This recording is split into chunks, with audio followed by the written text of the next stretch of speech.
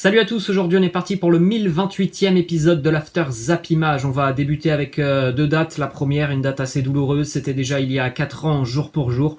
Le décès de Cheick Tioté, le milieu de terrain des éléphants de Côte d'Ivoire, décédé il y a 4 ans en plein entraînement. Il était du côté du championnat chinois à Pékin, victime d'une crise cardiaque, décédé à l'âge de 31 ans, Cheick Tioté. On a évidemment une grosse pensée pour lui qui a fait les beaux jours des éléphants de Côte d'Ivoire, qui a aussi fait les beaux jours pendant plus de 7 ans des Magpies de Newcastle avec plus de 150 matchs joués avec les Magpies. On enchaîne les amis avec une autre date, c'était il y a exactement 34 ans, jour pour jour. Une information qui concerne Jean-Michel Aulas, le président de l'Olympique lyonnais. Il y a 34 ans, Jean-Michel Aulas devenait le président de l'Olympique lyonnais alors que le club était en division 2, que l'Olympique lyonnais faisait face à de gros problèmes financiers, criblés de dettes. L'OL qui frôlait la relégation. Jean-Michel Aulas est arrivé. Jean-Michel Aulas a tout changé dans ce club pour en faire l'un des plus grands clubs français et pour en faire aussi un club qui compte sur la scène européenne. Ensuite, on enchaîne les amis avec du côté de l'équipe de France la présentation officielle des Bleus pour l'Euro. Vous faites un petit arrêt sur image pour découvrir cette photo officielle avec notamment un homme qui ne sourit pas sur cette photo. Il est assez coutumier du fait, Ousmane Dembélé. Vous le retrouvez sur le côté gauche de l'image. Il est très très sérieux par rapport à tous ses petits coéquipiers qui ont tous le sourire. Lui, Ousmane Dembélé, est très sérieux sur cette photo officielle. Ensuite, on enchaîne avec quelques déclarations de José Mourinho qui nous parle de l'Euro, qui nous parle aussi de son favori et de sa perception, de sa vision de l'équipe de France. Il nous dit: je ne vois aucune faiblesse chez les Français. Si je devais désigner un vainqueur de l'Euro, pour moi, ça serait la France. Je dis la France parce qu'elle possède un groupe de joueurs fantastiques. Les Français doivent gagner, sinon ce sera un Euro raté. Autre déclat de José Mourinho qui nous dit: la France pourrait faire une équipe A, B et C car en ce moment, elle a un nombre incroyable de joueurs de haut niveau. Je ne leur vois aucune faiblesse. Autre déclat de José Mourinho sur Kylian Mbappé. Il nous dit: lorsque vous avez Kylian Mbappé à vos côtés, il est très difficile de ne pas gagner. Il fait partie de ces joueurs qui gagnent des matchs et font peur aux adversaires. Évidemment, c'est ce qu'on souhaite à Kylian Mbappé, d'aider l'équipe de France à gagner des matchs. On le sait, comme le dit José Mourinho, ça fait partie des rares joueurs au monde qui peuvent, juste par leur talent, changer tout simplement le cours d'un match. Ils ne sont pas beaucoup dans le monde à pouvoir changer le cours d'un match par leur talent. Il y a Mbappé, il y a Ronaldo, il y a Messi, il y a Neymar. Il y en a peut-être encore quelques autres, mais ils sont que très très peu dans le monde. Ensuite, on a deux déclarations du sélectionneur Didier Deschamps. Premièrement, il nous parle un petit peu de son avenir. Il nous dit: entraîner un club, je n'y pense pas aujourd'hui, je suis très bien là, je suis très heureux, je suis épanoui, je suis là et je suis là encore pour un petit moment. L'autre déclat justement sur son avenir et sur le Mondial 2022, il nous dit: je vais peut-être continuer après le Mondial 2022. Évidemment, avec l'accord de mon président Noël Le Graët, il faut que l'on veuille me garder et pour ça, il faut des résultats. Je ferai autre chose à un moment, mais je suis épanoui dans cette fonction de sélectionneur. Je suis très heureux. Toutes les conditions sont réunies pour que je puisse continuer. Ensuite, on a une déclaration de Olivier Giroud qui était en conférence de presse hier. Évidemment, les journalistes lui ont posé des questions par rapport à l'épisode de la Formule 1 et du karting avec Karim Benzema. La réponse d'Olivier Giroud qui nous dit: vous ne lâchez pas l'affaire par rapport à ça. On ira fêter ça tous les deux sur un circuit de karting. Si jamais on remporte l'Euro, ça fera une très belle photo. Une déclat maintenant de Karim Benzema sur son penalty raté face au Pays de Galles. Il nous dit: tout le monde loupe des penalty, trouve-moi un joueur qui ne va pas en louper un, c'est rien, c'est un match amical, je vais les travailler de plus en plus. Ensuite, une déclat de Paul Pogba qui lui aussi calme le jeu sur le potentiel de l'équipe de France. Il nous dit: c'est vrai que c'est incroyable, c'est beau, comme on dit, c'est une équipe de PlayStation maintenant, ça restera toujours une équipe de PlayStation tant qu'on ne gagnera pas des titres. Ensuite, une déclaration de Lucas Hernandez qui nous parle du choix d'Aymeric Laporte de rejoindre donc la sélection espagnole. Il nous dit: son parcours est comparable au mien, il est arrivé très jeune à Bilbao, je peux comprendre sa décision, elle lui appartient. Mais moi, quand Didier Deschamps m'a appelé, j'ai tout de suite dit oui, jamais je n'aurais refusé l'équipe de France. Ensuite, on a deux déclarations d'Adrien Rabiot. Premièrement, Adrien Rabiot qui se met complètement au service du groupe. Ça n'a pas toujours été le cas hein, pour Adrien Rabiot. Parfois, on s'en souvient, un capricieux. Là, il nous dit, Adrien Rabiot, qu'il se dit prêt à jouer devant la défense avec les Bleus. Il nous dit, il faut être prêt à tout dans ce milieu de terrain. On est amené à beaucoup bouger. Au coach de déterminer le joueur le mieux armé pour jouer à ce poste-là. Bien sûr que s'il faut le faire, je le ferai. Ensuite, autre déclat d'Adrien Rabiot qui nous parle d'un petit échange qu'il a eu avec Cristiano Ronaldo lors de la dernière journée du championnat italien du côté de la Juve. Et voilà la déclaration d'Adrien Rabiot qui nous dit « On s'est parlé après le dernier match en club. On s'est donné rendez-vous pendant l'Euro. Il m'avait dit qu'on avait une équipe très forte, très solide, mais il m'a aussi dit « Faites attention à nous, le Portugal. » C'est un match, le France-Portugal, qu'il attend avec impatience. Voilà, Cristiano qui sera évidemment ravi de retrouver Adrien Rabiot lors de ce match de groupe entre la France et le Portugal. Et Cristiano hein, qui a averti Adrien Rabiot et ses coéquipiers « Faites attention au Portugal pendant l'Euro. » Évidemment, on va faire très attention au Portugal hein, parce qu'on se souvient tous de cet épisode de l'Euro 2016. Ensuite, on enchaîne les amis avec quelques autres petites infos du côté des autres sélections. Déjà, premièrement, une déclaration de Toni Kroos qui nous parle de son avenir et de la retraite internationale. Il nous dit « Je déciderai après l'Euro, j'y réfléchirai, j'en parlerai avec Hansi Flick. Je le connais déjà depuis très longtemps. » On rappelle, hein, oui, Hansi Flick deviendra le nouveau sélectionneur de l'Allemagne après l'Euro et donc après le départ de Joachim Löw. Poursuit du côté de la sélection belge, c'est officiel et on s'en doutait depuis quelques jours. Forfait de Kevin De Bruyne pour le premier match des Diables Rouges, ça sera samedi prochain, la Belgique affrontera la Russie.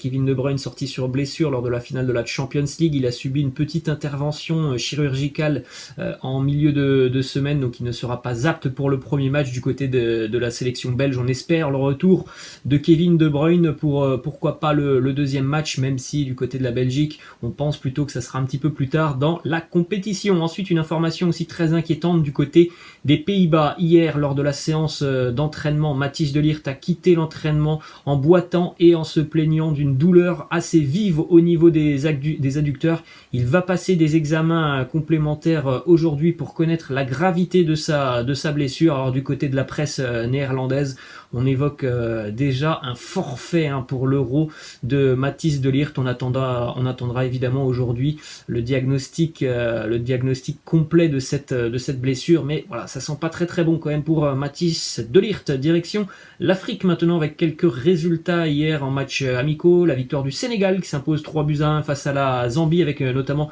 un but pour Sadio Mané, un but pour Ismaïla Sarr qui a délivré aussi 2 passes décisives et un but pour Crépin Diatta. Ensuite, résultat pour les éléphants de Côte d'Ivoire qui s'imposent 2-1 face au Burkina Faso avec notamment un but inscrit à la 94e par la pépite mancunienne Amad Diallo. Un magnifique coup franc pour Amad Diallo, pied gauche, coup franc qui termine en pleine lucarne. Autre résultat, la victoire de la Tunisie qui s'impose 1-0. La Tunisie s'impose face à la RDC, la République démocratique du Congo. Buteur, l'ancien Dijonais Naïm Sliti. A noté aussi que le jeune mancunien Hannibal Mejbri a joué son premier match avec la sélection tunisienne. Ensuite, on enchaîne les amis avec cette liste tout continent confondu des records de certaines sélections, record du nombre de matchs consécutifs sans la moindre défaite. Le record, il est détenu par l'Espagne et le Brésil, 35 matchs consécutifs sans la moindre défaite. On a aussi l'équipe de France qui est quand même dans cette liste avec 30 matchs. L'Italie, 30. D'ailleurs, l'Italie, en ce moment, est pas très très loin de son record. Hein. Je crois qu'ils sont à 26 ou 27 matchs consécutifs, les Italiens, sans la moindre défaite. On retrouve aussi au niveau des sélections africaines, la Côte d'Ivoire, 26 matchs consécutifs sans la moindre défaite. Et l'Algérie qui est sur cette série donc de 25 matchs consécutifs sans la moindre défaite. Ce soir, l'Algérie affronte le Mali.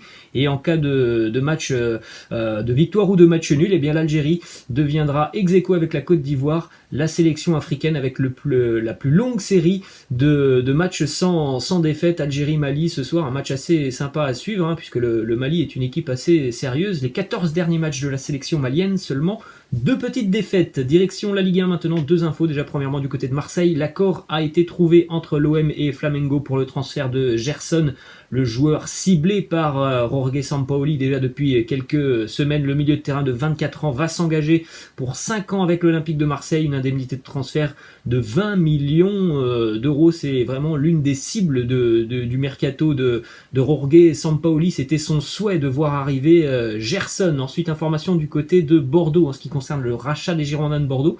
Gérard Lopez, l'ancien président lillois, fait partie des 4 prétendants en lice pour le rachat des Girondins de Bordeaux. Il est d'ailleurs soutenu par un fonds de prêteurs américains. Direction la Première Ligue maintenant avec quelques infos du côté de Manchester City. Les Citizens hier ont raflé tous les prix. Le prix déjà du meilleur joueur de Première Ligue décerné au défenseur Ruben Dias. C'est très rare pour un défenseur. Il y a 2 ans c'était Virgil van Dijk. Bien cette année c'est Ruben Dias qui a apporté de la stabilité dans l'arrière-garde des Citizens. En ce qui concerne le prix du meilleur jeune de la saison, là aussi c'est un Citizens. Il est pour Phil Foden. Et en ce qui concerne le prix du meilleur entraîneur de la saison de Première Ligue, eh bien c'est pour Pep Guardiola. Direction maintenant Norwich, ça concerne aussi Aston Villa et Arsenal.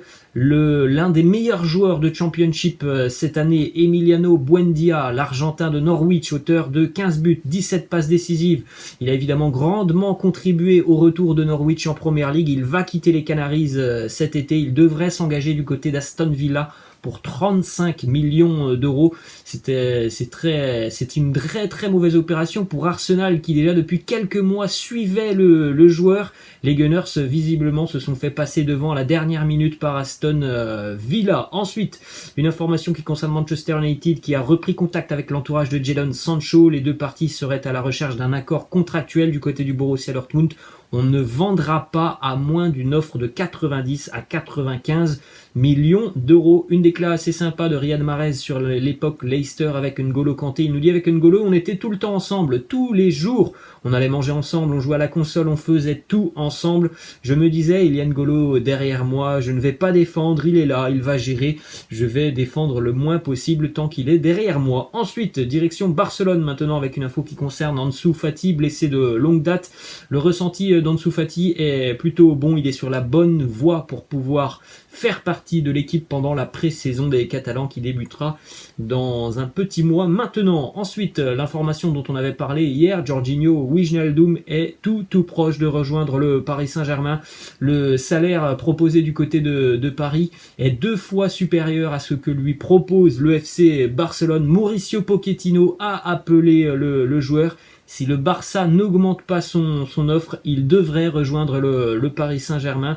On attend une décision officielle dans les prochaines heures ou prochains jours pour Jorginho Wijnaldum, mais ça sent plutôt bon visiblement pour le Paris Saint-Germain. Ensuite, une déclaration de Xavi, Xavi qui fait une mise au point sur son avenir. Il nous dit: j'ai dit non 2 fois au Barça, je ne suis pas pressé de les entraîner, ce n'est pas le bon moment. Voilà la déclaration de Xavi qui continue donc avec Al Saad au Qatar. Ensuite, une info qui concerne l'attaquant marocain du FC Séville, Youssef En-Nesyri, qui a vécu une énorme saison avec les Andalous. Son agent a confirmé qu'ils avaient reçu déjà plusieurs offres, mais il a aussi confirmé que le souhait de Youssef En-Nesyri est de continuer du côté du FC Séville. Ensuite, une déclaration de Karim Benzema sur le retour de Carlo Ancelotti. Il nous dit: c'est une très bonne nouvelle, c'est un grand entraîneur, j'aime sa philosophie de jeu, j'aime comment il voit le football, comment il gère le groupe, comment il dirige l'équipe et sa volonté de gagner tous les titres. Une information qui concerne Gareth Bale après ces rumeurs qui sortent déjà depuis quelques jours,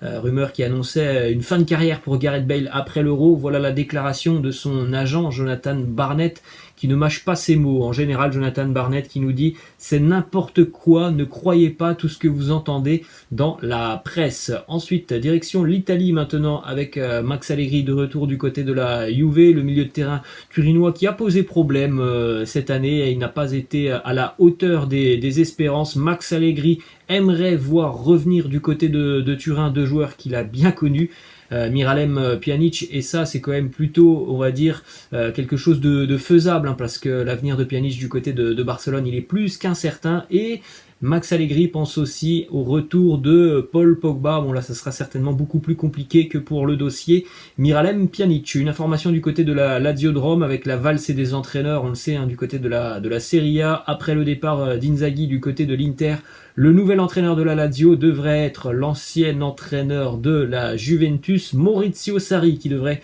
s'engager pour 2 ans avec les Lazial. Ensuite, une déclaration d'une légende de Milan, Clarence Seedorf, qui nous parle du choix de Gigio Donnarumma. Il nous dit: refuser 8 millions d'euros à 21 ans, c'est un manque de respect envers le club qui t'a élevé. Avant, il jouait pour Milan, pour l'équipe qu'il soutient. Maintenant, il va devoir jouer dans un autre club juste pour un aspect économique et non sportif. Très très énervé Clarence Seedorf du choix de Donnarumma. D'ailleurs, c'est Zlatan hier aussi qui avait fait une déclaration sur le choix de Donnarumma, et Zlatan aussi s'était dit très très déçu de son choix. On va terminer les amis avec cette petite image insolite qui concerne Michael Ballack, ancienne légende du football allemand, ancien joueur des Blues de Chelsea. C'était la semaine dernière lors de la finale de la Ligue des Champions entre City et Chelsea. Ses amis l'ont invité dans un street club et il n'était pas très très intéressé par les filles qui l'entouraient. Michael Ballack, il a posé son téléphone sur la table et il a regardé la finale de la Champions League dans son intégralité. Voilà les amis, la fin de cet After Zappima. J'espère que ça vous a plu. N'hésitez pas comme d'habitude à lâcher un petit pouce bleu. Je vous laisse, je vous dis à la prochaine. Ciao.